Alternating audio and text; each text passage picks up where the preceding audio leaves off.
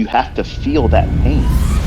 It has to be a consequence, formidable consequence, something that is, it's going to shake you up and make you feel like you don't ever want to risk doing that again, because this is what you feel. This is what it's like. And all that work that you went through the first time, where it felt effortless, it felt fun, it was an experience that was enjoyable. Now you're in under where they start you at, because they gave you at 150. Now you're at 149, a little bit over 149. So now you have to get back to that starting point. And everything you do now, every trade, you're going to be concerned much more so about the outcome, because you're in drawdown. And that creates toxic thinking. And you tend to do what? You tend to avoid following the rules. You basically abandon everything that you're supposed to be doing, which is the reason why people fail themselves and they blow their account. Because now you've increased the sensitivity to every transaction you make until you get back to your equity high. Like, that's the magic thing. Like, that's the magic number. You have to have that money back in your account, or you're going to be scared all the time. And in your mind, you're thinking, and everybody does this. Okay, this is what it felt like for me when I first blew my first account, or approaching, going back in through correcting drawdown. Everybody that goes through drawdown, everyone, I don't give a fuck how long you've been trading, how much money you make. When you go through drawdown and you have an equity high and you've drawn down from that equity high, you feel like you're staring up at a mountain. And it may not even be that much money. And this is not a lot of money. I could literally do his entire funded account shit on Monday. I could get him at 159 rate. I can do $10,000 on Monday. I can do that. That's not what this is about. I'm teaching him, but now this lesson came a whole lot sooner and not in the way I wanted it to happen. I wanted him to do those things in front of me, where I can control how much the drawdown was, and then teach him right then and there. Okay, now this is what you're going to do to mitigate it. You're going to stop right here today. Leave it alone. Go home with the loss. And then we'll come back tomorrow, trade with half the size, and then build it back up. And then you'll be fine. You won't be afraid of it. So now he has that toxic feeling of impatience. I got to get it back. And I'm sure he feels it even worse than you would, because ICT's his dad. He knows I'm going to be in his ass about it. Not yet, because I don't want to add to what he's already feeling. But once we get it back up, I'm going to get into his ass. Okay, but he needs to be on good footing before I do that, because I don't want to crush his spirit.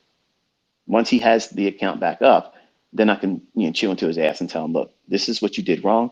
This is how you've now impacted your perspective on price. You don't realize it yet, but you're going to remember this every single time you get into a trade and it starts drawing against you, even a little bit.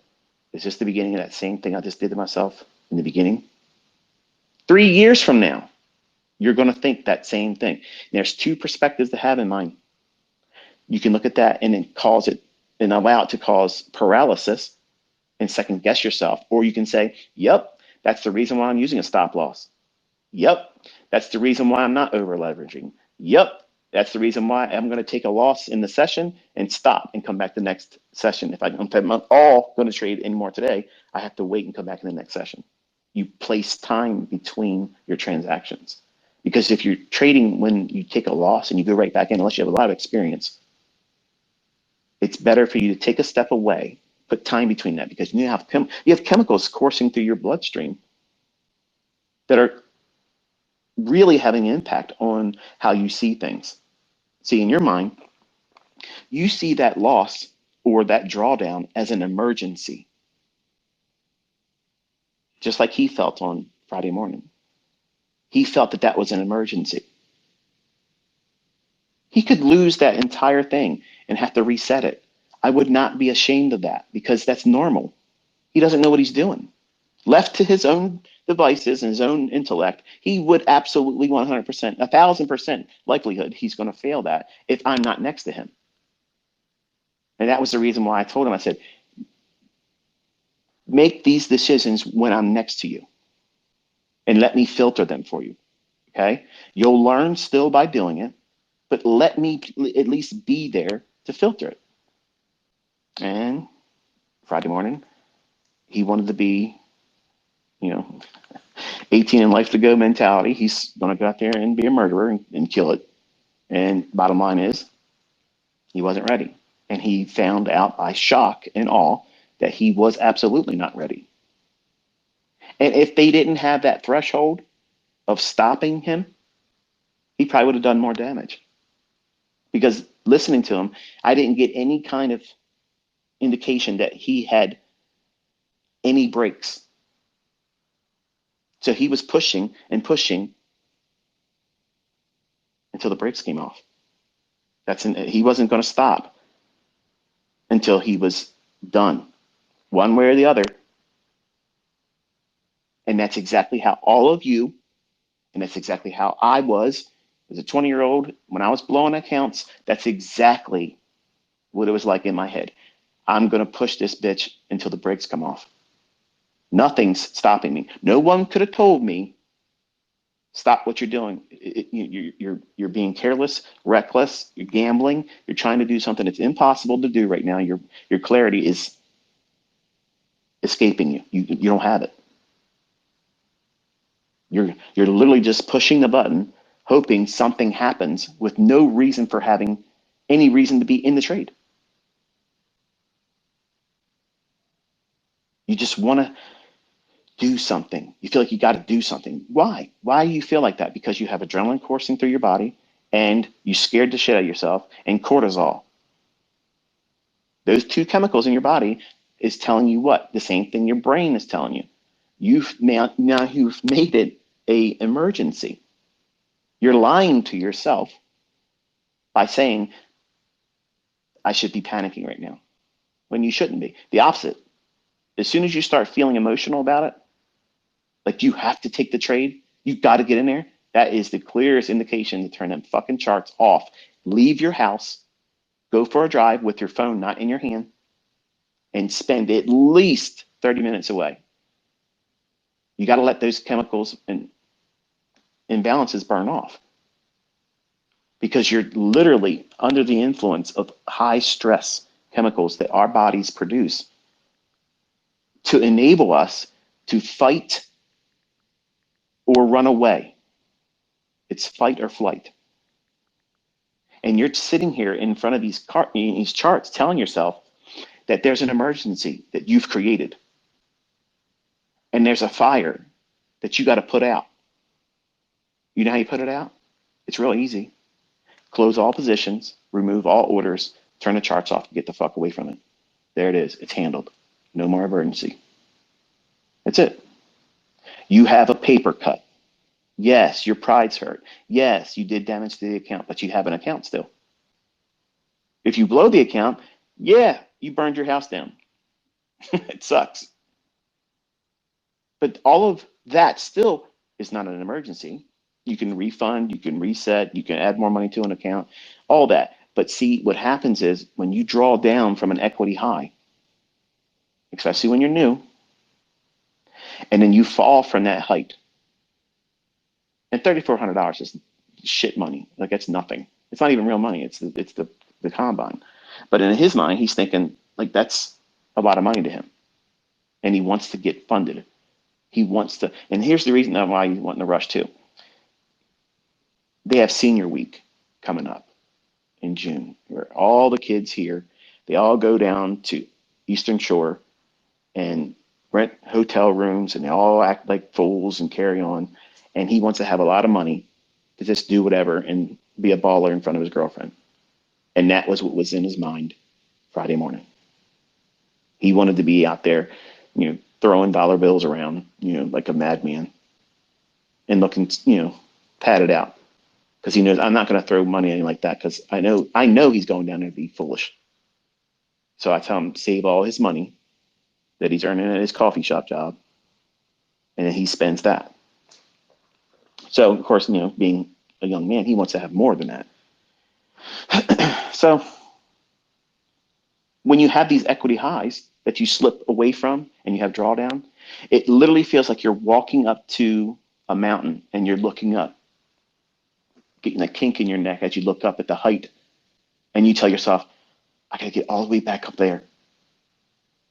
When before, when you were building it up, you didn't look at that like that. You were just trying to take one trade at a time.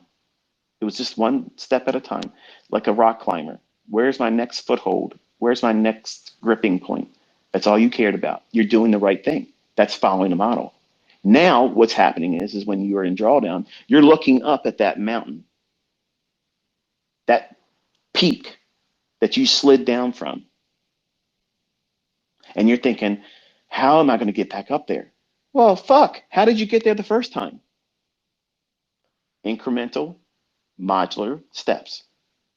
Basic, boring, following the rules, doing this, expecting that, doing this, expecting that, one piece at a time. Think about it. Before you go into drawdown, you're not trying to do crazy shit. You're just trying to do what's the next trade. Do that. Stop. Make your money, be done, turn the charts off, wait for the next session, wait for the next trading day. It's business. But now you're looking at that same business that you now have a loss. You're in drawdown. You're looking up at that old equity high, and you're telling yourself, this is going to be so hard to get back up to that. I just want to get through it really, really fast. And you're wrestling with these impulsive feelings that you got to get in there and just do really big trades because you just got to get through it. The quicker I can climb back up there, the better. When that's absolutely the worst mentality to have. You need to tell yourself the same thing you did before. I'm going to find my next setup based on the model. I'm going to risk less money. I'm submitting to the ideal now because I have to do this at a longer duration. I've pushed my finish line further away from me in time because I've created this drawdown. The drawdown is not it's not an end of a career. It's it's a struggling point you have to wrestle through, yes. But the wonderful thing is once you go through that first drawdown and you mitigate all of that, but you do so correctly. The worst thing you can do is go in there and YOLO, you only live once type trading, to try to get it all back in one fell swoop. It's over. Because what you'll think if you are able to do that by luck is that you're better than you really are. And that drawdown has not had any lasting impression on you to prevent you from being reckless in the future. So you're looking up at that peak, that equity high that you drew down from, losing trade here, losing trade there, and now you're in drawdown. You're not to look at that and say, I got to quickly get back there. No, you don't. Because when you were taking your trades that got you there, you didn't say, I have to be there by this day. Nobody had that mentality, that mindset. When you were getting to that equity high, you were just taking one trade, next trade, next trade. That's all you're doing. But now because you're in drawdown, your whole entire perspective about yourself, your abilities, and how it is that you're going to get back up there is completely distorted. That's what makes drawdown become a blown account. Not understanding that mentality that you're now holding is extremely fragile. It's so brittle that the next trade you put on, you're going to be so hypersensitive to every little fluctuation that it's going to make you scared. You're going to be impatient about it. You will not be willing to sit through the stop being hit again. You're going to be more likely to not want to use a stop loss like he did on Friday morning. And then when you don't have a stop and it goes past what your stop would have been, you'll be wrestling with, well, if I get out, it might be just going just past where my stop would have been, and then it reverses, and you start telling yourself that bullshit. You start giving yourself pillow talk on a one-night stand. Oh, honey, I really enjoyed the time with you. Let me just stay a little bit longer with you. When really you just want them to fall asleep so you can sneak out. You know you shouldn't be in that trade, but you start doing pillow talk. Yeah, I'll be all right. It's probably going to turn around. And the whole time it's just going deeper into you, running that sword deeper into you, and more damage is being done. And then finally you can't handle it and you get out. And then it moves in your favor. Not because your trade would have panned out, but because it's simply just doing something else. But your mind's going to see, oh, see, I did it wrong. And now you're going to go in there and chase it again. That's exactly what goes on in every trader's mind. When they're in drawdown, that's exactly what it is. So the only thing that is actually good about this is it happened on a Friday. So it forces 48 hours of decompression. You have to take time. You have to reset yourself. You got to remind yourself with positive self-talk that nothing has changed. These markets are still going to book the same way they book all the time. They're going to run for liquidity. They're going to go from premium to discount, discount to premium. They're going to run to inefficiencies. Everything's going to operate on time. You just did something incorrect. In this moment, because he's new, he doesn't have but just a couple of days of journals to look at. So he doesn't really have a plethora of experience of leaning back on when it was good. This is why it's essential for you to be demoing, well, not demoing, to be journaling. That way, when you start practicing with forward testing and you feel like you have encountered a period where maybe they changed the algorithm, they're not changing shit, but you'll feel like everything's broke because you're just doing it wrong. And you'll feel depressed. You'll feel like you're not getting it. You go back to your journal and you read those entries where you saw this coming. The chart looks like this, and you feel better about it. And it gives you the motivation. It cheerleads you through it. He doesn't have that. So it's a lot harder for him right now because he's shamed, wanted to impress dad, wanted to do well, wanted to do something independent, all of himself. And then he did that. So $4,000 of what would be considered, drawdown is nothing. That's a morning session on a couple contracts for me. And I spent the afternoon on Friday basically explaining to him that, listen, like, even though Friday was a bit of a crummy day technically, like it was a lot of give and take, spotty price action. It looked like I was watching the Dow futures when I was looking at ES. And when I was working with my older students, we were watching some of the price action. It was just really weird. And I called out and marked out, with them and my son, several 5-handle runs here and there, back and forth. And I told him, I said, listen, don't be afraid because you did this to be able to go forward. Don't let it bog you down to make you feel like you're going to never be able to do this, because you're going to tell yourself all this weekend that you made a mistake and you want to be able to go back in time and never have done it. It's every trader's regret. When they lose money. I think my dog see the deer outside. We all want to go back in time and not push the button on that trade or start trading on that day when you knew really wasn't anything in there to be trading, but I got time and get in and push the button. Maybe I'll get lucky and get some kind of a win. All those things we know after the fact, where hindsight's perfectly 2020, and you can go back and pinpoint what it is that you did wrong. He's experiencing that for the first time right now.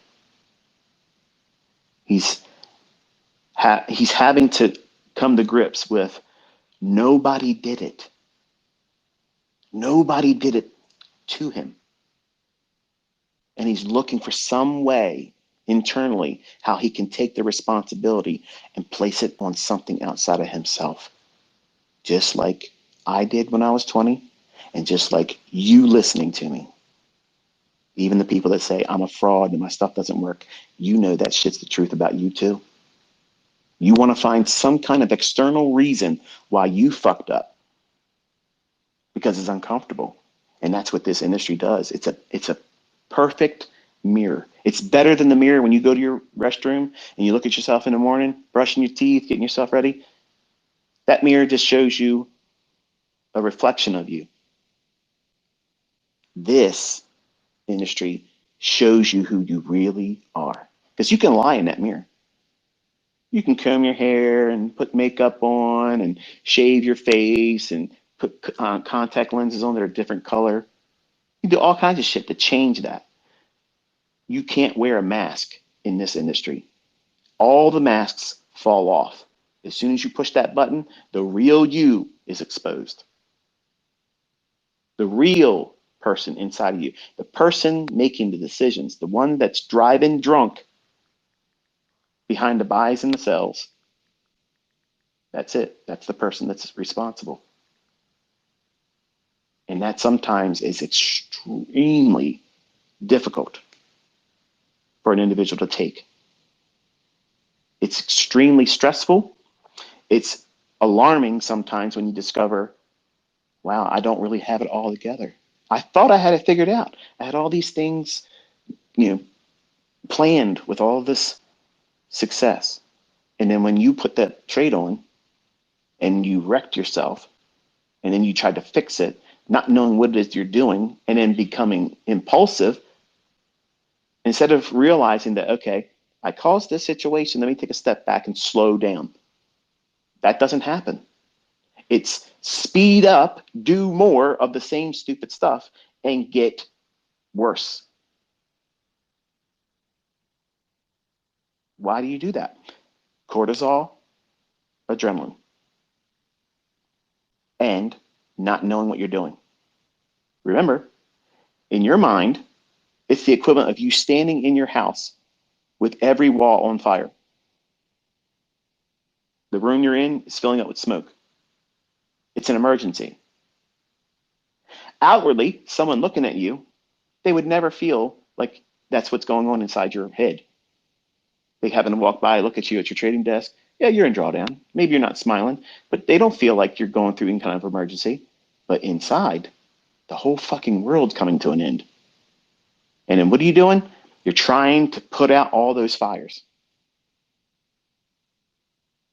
That's what he experienced. That's what I experienced when every time I blew an account. That's exactly what you experience all the time too. Send me a tweet and tell me, hell yeah, if that's exactly what you've encountered when you blew your account. And you'll see, you're not the only one. Everybody has gone through this at least a dozen times. Not just once, a dozen times. And until you get to that point where you know your model and you have mastered yourself, 18-year-old kid, especially a male, man, he's never going to be in control of himself. Not at 18. There's too many chemicals, being pushed through his natural development. I mean, he's at the peak of his testosterone too, so he feels like he can do everything, like he's superhuman. And that's why it's a little bit harder of a prick to his ego and pride when any failure comes, because he thinks that it should be the same feeling he has when he does anything else and succeeds at. So it's good for him to be humbled. It's good for him to learn like he's learning right now. It's also good for dad because I didn't give him money, because he would have probably spent more money in drawdown or loading the account without me being there. So in a lot of ways, I'm very thankful that he took this initiative to go this route. And I think that's the reason why he wanted to do it, because he knew his own impulses. He had it in his head. He didn't tell me, but I can tell you now, as I'm talking to you about and thinking about it, he had that in mind.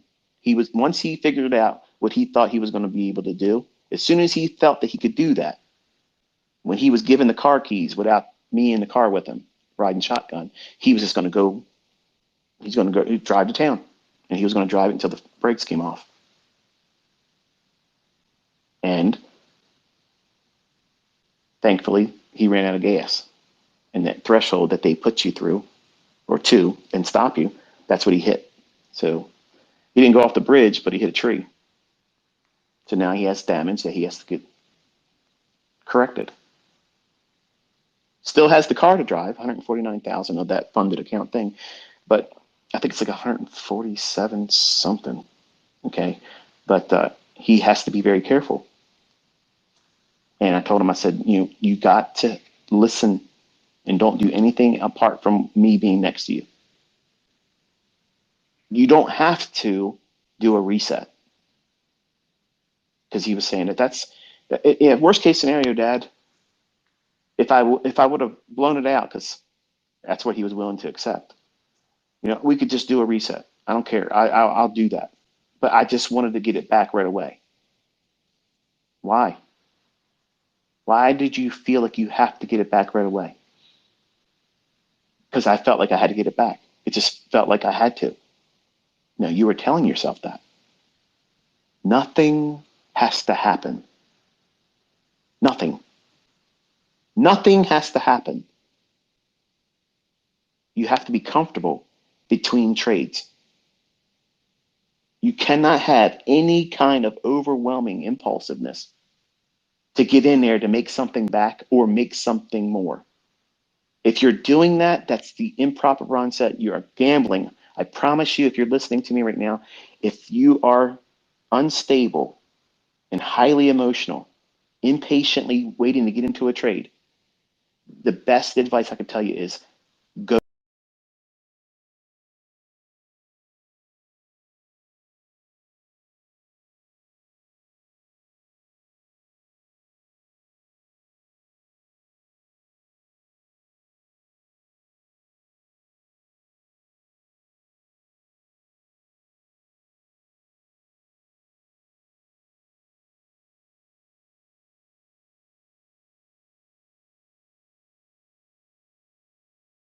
Please do check the description and sign up for the newsletter to know about my trading strategy and trading plan.